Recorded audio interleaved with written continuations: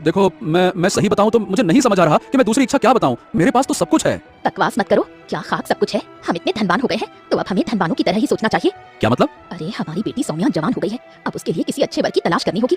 मैं चाहती हूँ कि मेरी बेटी सौम्या का विवाह किसी राजकुमार से संपन्न हो जाए और वो वास्तव में एक राजकुमारी बन जाए। अर्जुन ने मटका देव की ओर देखकर कहा, देखिए मटका देव, जो मेरी पत्नी की इच्छा है वही मेरी इच्छा है।